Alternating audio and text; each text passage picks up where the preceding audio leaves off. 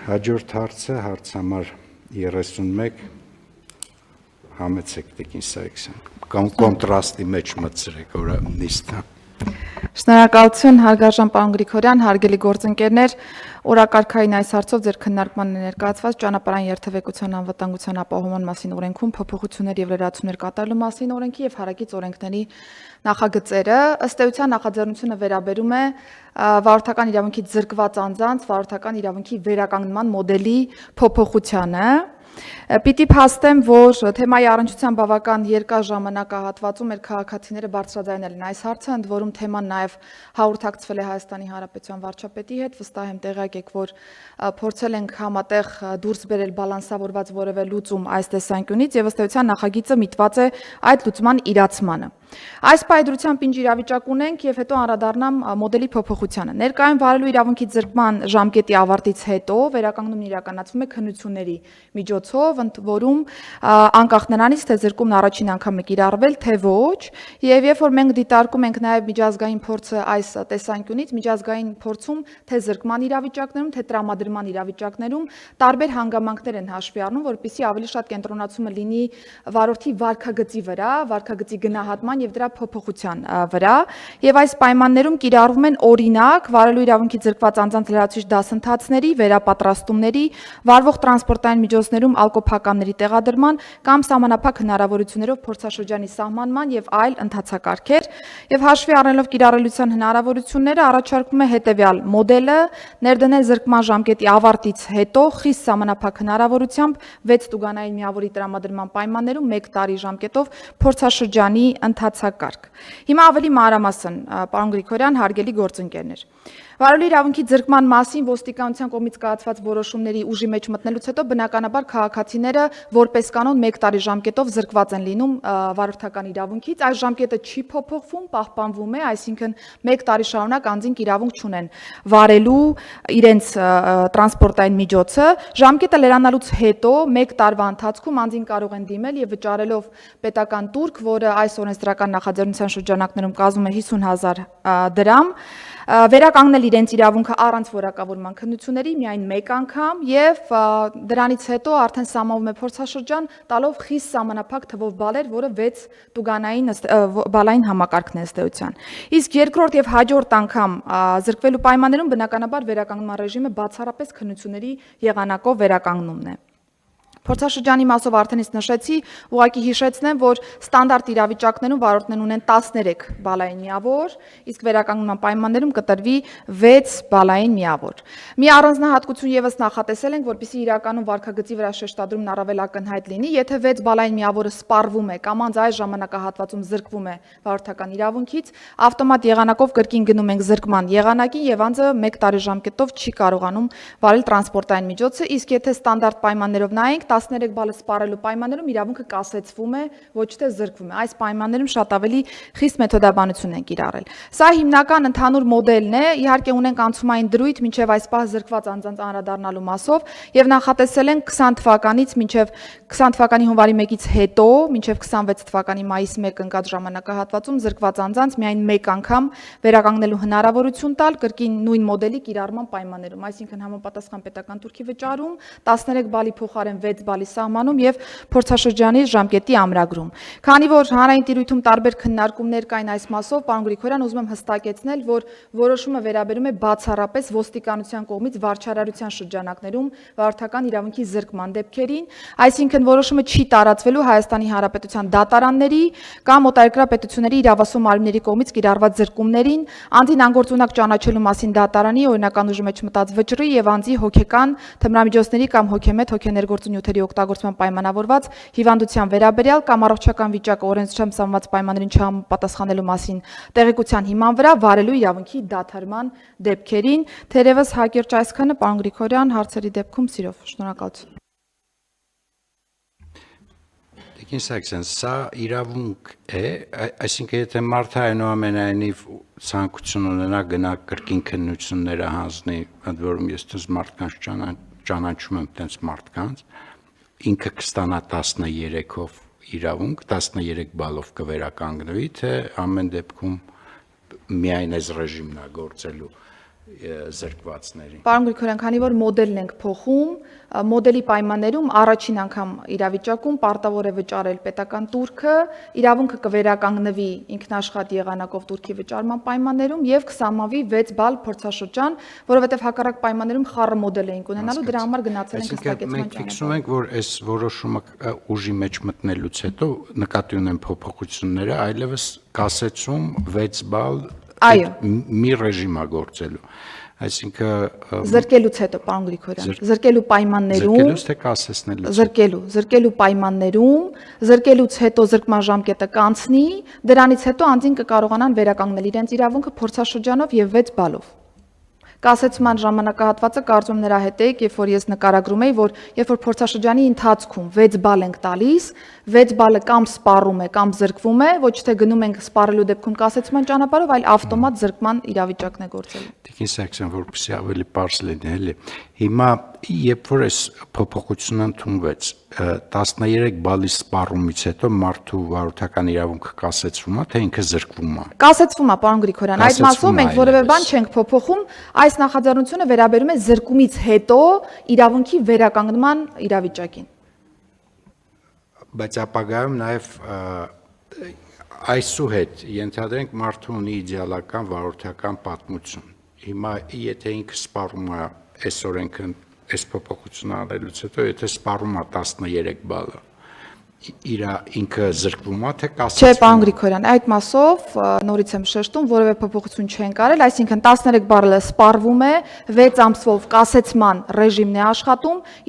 իրավունքը վերականգնում է, եթե կրկին սպառման ռեժիմ է գնում 13 բալի, նոր գալիս ենք զրկման։ Սա վերաբերում է զրկումից հետո եղած իրավիճակին։ Կասեցման ինստիտուտին չենք անդրադառնում։ Իսկ այսօրվա գործող ռեժիմով կներեք էլի ուղղակի լավ հասկանամ։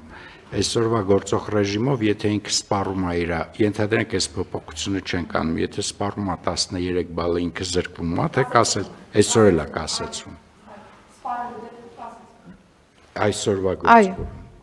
Բայց զրկվելու դեպքը ո՞րն է։ Զրկելու դեպքերը տարբեր են, պարոն Գրիգորյան, հարբած վիճակում վարելու հետ կապված կոնկրետ կանոններ ունենք, տեխնիկական պայմաններին վերաբերող հարցերով ունենք, որ ավտոմատ կարող է բերել միանգամից զրկման, սանկցիաները շատ հստակ վարչական իրավախախտումներում կան։ Այսինքն այսօր եթե կասեցվում է գործող օրենսդրությամբ, հետո վերականգնվում է մի տարի հետո։ Սման ժամկետը լրանալուց հետո վերականգնվում է, եթե դրանից հետո սպառվում է կրկին բալերը, նոր զրկման մեխանիզմն է աշխատում։ Այսօրվա գործ։ Այո, այսօրվա վիճակում մենք դրան չենք անդրադառնում։ Տենց էլ շարունակ։ Այո, այդպես շարունակելու ենք։ Հասկանալի։ Շատ լավ, խնդրեմ հարգելի գործընկեր, համեցեք պարոն Խաչատրյան։ Շնորհակալություն, պարոն Գրիգորյան, Տիկին Սարգսյան, դուք նշեցիք, որ 2020 թվականից հետո զրկված անձանց նկատմամբ կիրառություն ունենալու։ Իսկ ունեք վերլուծություն, ասենք, եթե մարդը 2021 թվականին պայմանականորեն զրկվել է, մինչև 2026 թվականը զրկված է, ինչ է տեղի ունեցել, որ սահմանված ընթացակարգերով չի կարողացել իրավունքը վերականգնի, բայց մենք թույլ ենք տալիս, որ 2021 թվականին զրկված մարդը ըստ էության վերադառնա դեպի վարորդական իրավունք միայն տուրքը վճարելու միջոցով։ Պարոն Խաչատրյան, մենք ունենք քաղաքացիներ, որ օրինակ Հայաստանի Հանրապետության տարածքում չեն այս պայծրությամբ, այսինքն հնարավորություն չունեն մասնակցելու տեսական եւ գործնական քննություններին։ Ունենք քաղաքացիներ, որոնք այս ժամանակահատվածում դիմել են, մասնակցել են քննություններին եւ հաղթահարել են քննությունները, եւ երրորդ կատեգորիան, երբ որ անձինք դիմել են, բայց չեն հաղթահարել գործնական կամ տեսական քննություններից որևէ մեկը կամ երկուսը ըստ էության միասին։ Մենք ոչ թե պարզապես տուրքի դիմաց տալու ենք վարորդական վկայականները, այլ պահպանում ենք գործող պատժողական ժամկետը, որը մի տարին է, այսինքն զրկումից հետո մի տարի անձը իրավունք չունի վարել տրանսպորտային միջոցը, դրանից հետո խիստ սահմանափակ տուգանային բալային միավորներով պետությունը վերականգնում է իրավունքը եւ պայմանականորեն, եթե մի անգամ հարբած վիճակում վարեց եւ 1-2 փոքր խախտումներ ունեցավ, 6 բալը սպառվում է, որպեսզի սա էլ նաեւ պարզ լինի, որ մենք անծայրածիր հնարավորություններ չենք տալիս, շատ խիստ սահմանափակ միավորներ ենք տալիս, ընդ որում 1 տարվա տրամաբանության մեջ Եվ փորձաշրջանի ավարտից հետո, եթե ամեն ինչ հարթ է ընթանում, անձը գալիս է ստանդարտ ռեժիմին, որը 13 բալային միավորն է, այսպես ենք սխեման նախատեսել։ Տեսեք, երբ որ դուք նոր դեպքերի մասին եք խոսում, կարող է Մանավանդ դուք բարձրաբանեցիք պարոն Գրիգորյանի հարցին որպեսի պատասխան, որ մենք չենք ասելու, որ նա կարա քննություններ գա հանձնի եւ 13 բալը վերականգնի զրկվելուց հետո անմիջապես, այսինքն եթե զրկվելուց հետո 12 ամիսը անցնում է, միևնույնն է դուք իրեն տալիս եք այդ 6 ամսյա հսկողական ռեժիմը ավելի ցածր բալերով։ Կներեք 6 ամսյա չէ, 6 բալային։ Բայց հիմա այնպեսի իրավիճակ կարող է առաջանալ, որ մարդը 3 անգամ եկել է քննության, չի կարողացել հաղթահարի քննությունը, եկել հասել 2026 թվական, եւ դա ցուցիչ չի մեզ համար, որ այդ մարդուն պետք է ավելի խիստ վերաբերել, պետք է նրան այդ 6 բալը Турքի դիմաց, կներեք, ես այդպես եմ ասում, դուք ասում եք այդպես չի, այլ կերպ է կոչվում, այդ վերականգնելու իրավունքը չտալ։ Գուցե պետք է այդտեղ տարբերակումներ դնել, թե ինչ հանգամանքներում է, որ մարդը 2021 կամ 22 թվականից հասել է մինչև 2026։ Օրինակ, նրանք, ովքեր մի 3 անգամ կամ 4 անգամ քննության են մասնակցել եւ չեն կարողացել հաղթահարել այդ շեմը,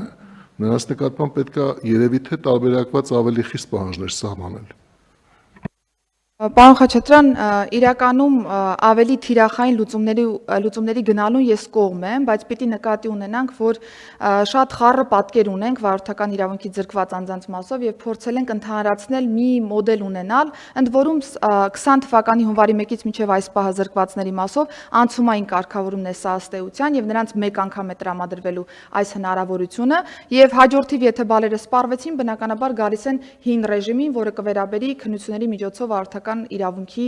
վերականգնմանը։ Մենք փորձել ենք նաև այս անցումային կանոններում նույնիսկ տարբերակված մոտեցումներ դնել, բայց որքան քննարկել ենք, այնքան հասկացել ենք, որ շատ շերտավորված են ստացվում լուծումները եւ վստահություն չունենք, որ դրանք պրակտիկորեն կկարողանանք ճիշտ կերպով իրականացնել, դրա համար գնացել ենք ընդհանրացման ճանապարհով։ Իստում այդ 6 բալով գարաժից մինչև առաջի խաչմերուկ կսպառվի։ Բայց ես Տեկին Սարգսյան, ես համաձայն եմ, հիմա պետք է մի հատ ինչ-որ գիծ քաշել ու ստանալ նոր իրավիճակ, բայց մենք զուգահեռ ես կարծում եմ պիտի սկորինգի համակարգը դնենք վարորդական։ Եվ ես զարմանում եմ, որ ապահովագրական մեխանիզմներից մենք այդ պահանջարկը չենք ստանում, որովհետև դրա չլինելը նաև ազդում է մեր այսպես կոչված ապաների գնի վրա։ Կամ պիտի ազդի, որովհետև այդ կլինի շատ ավելի լուրջ մոտիվացիոն խթան, որովհետև հիմա ես ձեզ անկեղծ ասեմ, այսօրվա գործող համակարգը ինքը բալ կորցնելու եւ չկորցնելու համակարգ է,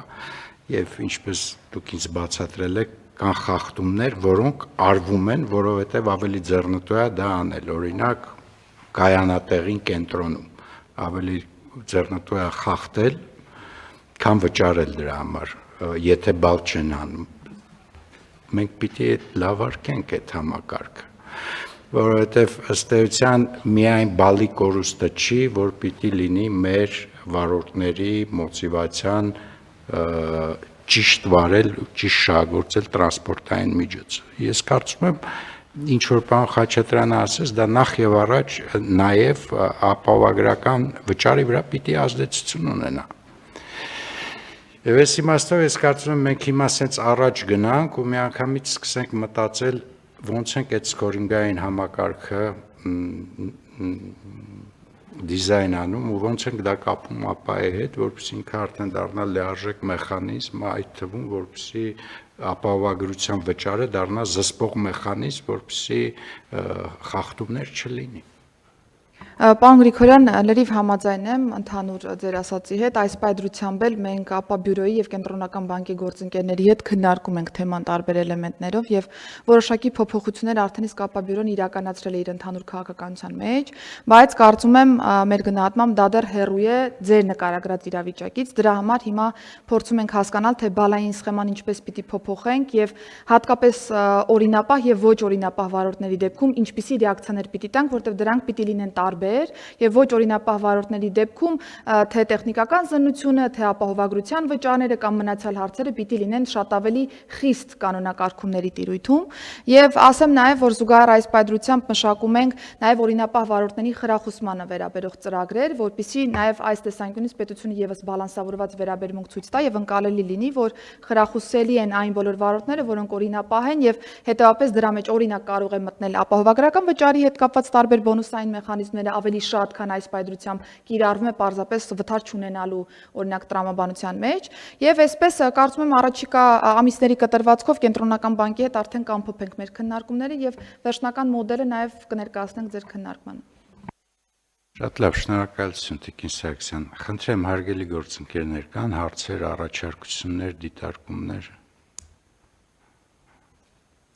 Առաջարկում եմ ընդունել որոշումը, ովքեր են դեմ չկա, որոշումն ընդունվեց, բայց խնդրենք կենտրոնական բանկին եւ ներքին գործերի նախարարությանը, որպեսզի այդ համատեղ աշխատանքը սկորինգի ինտենսիվ անենք, որովհետեւ ես ձեզ անկեղծ ասեմ, ես այս բալերի ու տուգանքների համակարգին որպես ֆրագմենտ շատ չեմ հավատում, չեմ կարծում, որ ինքը բերում է այն նպատակին, որին մենք ձգտում ենք, անվտանգություն, անվտանգ երթևեկություն։ Ես կարծում եմ, որ մարդու մեքենա վարելու սցենարը պիտի արտահայտվի իր ապահովագրական ծախսերում եւ իր վտանգավորությունն էլ նույնպես պիտի արտահայտվի ինչ-որ սկորինգում։ Եվ ես դա էր պատճառը, որ փորձում էի պարզել այդ զրկման ինստիտուտի աշխատանքը։ Ինքը պիտի կուտակային լինի այդ ինստիտուտը, ոչ թե դիսկրետ պատահական կամ ինչ-որ դեպք տեղի ունենալուց հետո, որովհետև զրկելը կանխարգելի չէ, ոչ թե post-factum հետևանք ինչ-որ բանի, որից հետո զրկելը կարող է արդեն ունեցել է արդեն այնպիսի հետևանք, որ մենք զրկելը արդեն չենք էլ նկատում, ուղղակի արձանագրում ենք, որ կատարվեց եւս մեկ գործողություն։ Դա պետք է խնդրեմ այս հարցը ձեր օրակարգում ու ձեր ուշադրության կենտրոնում պահեք։